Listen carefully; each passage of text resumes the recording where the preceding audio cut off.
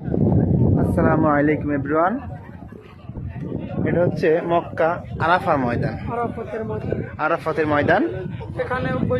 এখানে বৈশাখ নবীজি বিদায় হজের ভাষণ দিয়েছিলেন,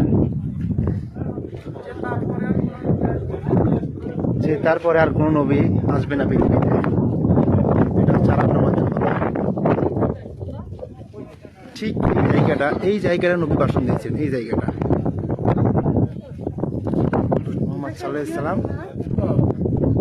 এই জায়গাটা ভাষণ দিয়েছিলেন। এটা পুরো আরাফার ময়দান।